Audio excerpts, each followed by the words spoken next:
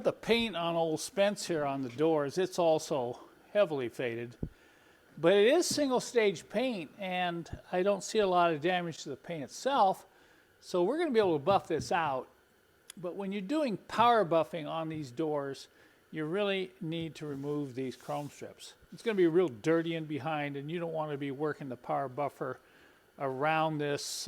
It's just too much. It's easier to take these off and do it right. We'll probably end up taking the door handle off too. Now when you pull these strips off, be very careful because they're easy to bend. And if you bend them and try to straighten them out, you'll kink them. So there's a couple different tools you can use. If you're going to use a thin pry tool, what I do is I tape it right where it's going to pry against the paint.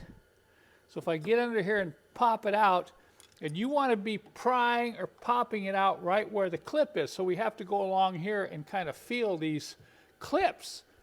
And I'm going to start from the back, but I'm going to use this tool, which does a little bit cleaner job because I'm going underneath and I'm squeezing this, so this is popping it out. So if there's any tendency to want to scratch the paint, it's in behind the chrome strip. So you have to start at the very end. You have to roll this up and slide this under like this.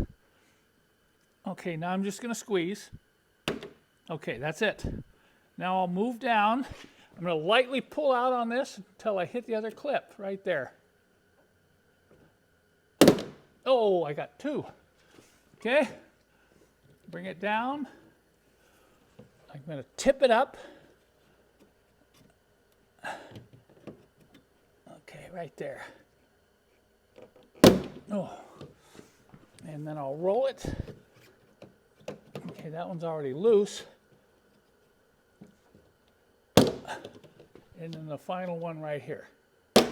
Okay, if you look, you know, I didn't really scratch the paint. So there's a couple things we're looking at. If you have rusty holes, you need to treat the holes with Miracle Paint. And of course, we're going to have to polish this.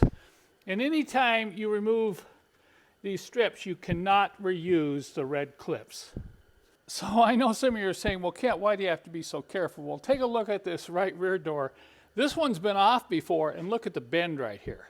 Obviously, somebody grabbed a hold of this and just started pulling it, and as they tried to pull it off, it bent right here. Once you bend these, it's very, very hard to ever straighten them out. You have to end up getting a replacement used.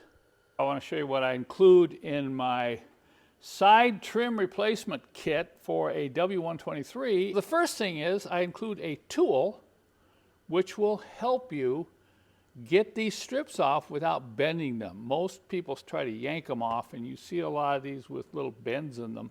So this tool will allow you to get the strips off without damaging them. And then once you get them off, almost invariably they're going to come off with the clip attached to the pin here. And this is real important, how you get these off. You try to get a screwdriver in here and try to pry these off, you're going to damage these edges, particularly the top edge, which is usually hardened from age. So you can't pry them off. You can even break these little pins. See how the pin is recessed there at the bottom? That's what snaps into place.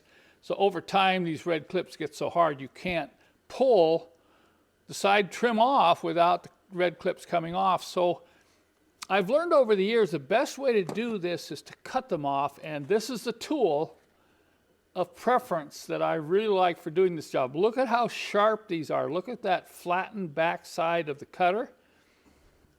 And you'll see I include 60 clips. There are 58 holes in the W123, so you got a couple extra clips. And when you install these, I push these in with the back end of a screwdriver handle because it gives you a soft push in. When you want to go to take these out, they're very difficult to get out. Usually what I use is a wood dowel, and I push them in. I let them fall into the doors. Hopefully you can do this with the door panels off. You might be able to get underneath this and cut them off, but you're still going to lose the backside inside anyway. The most important thing when you are removing and installing these clips, do not scratch the metal. If you scratch the metal, they're going to rust, and you'll see this all the time when you remove the strip. You got a bunch of rust in these holes. You need to treat that rust with Miracle Paint before you ever replace the clips and replace the side trim. So I recommend, unless you know your car is totally rust-free, that you pick up a pint of Miracle Paint from us when you purchase this kit to remove your side trim, to either clean them or to replace them on your W123. Of course, when you have the trim off, this is an excellent time to clean that area and even buff them out and wax the door before reinstallation. I want to show you this before we put the side strips back on old Spence. We removed them. Of course, there's a lot of dirt and crud in behind, but the paint was faded. Look at what power buffing did to this old original paint. Look at that shine. You'd almost swear the car has been repainted. We pulled the door handles off to make it easier. Now we're going to put all new clips in.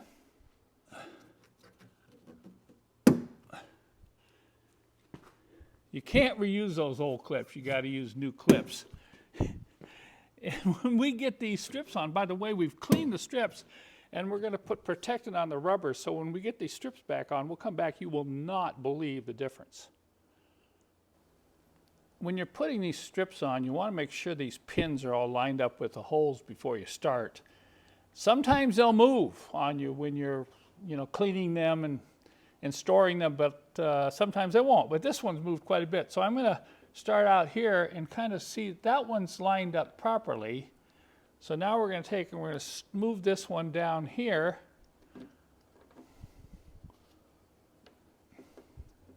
All right, I got those. Let's do this one.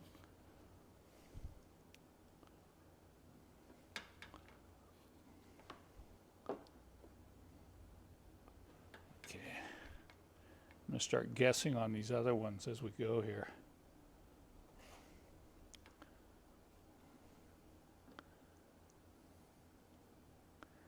All right, that one's good.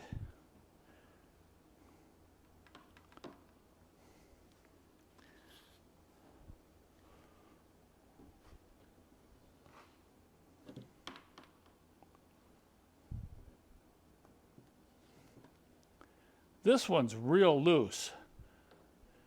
What I'll do is I'll go ahead and start the first two. Then it's not going to move on me. I'm going to double check it should be flush with the front edge of that fender. Then we're going to take the heel of the hand, snap, snap. Okay. Now I can.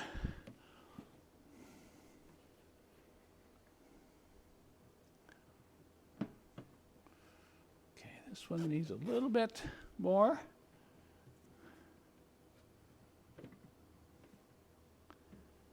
And this one has to, this one needed everything.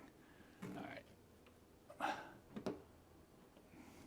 Then I'm going to push in like this, make sure they're all lined up. And I'm going to hold it here, take the heel of my hand,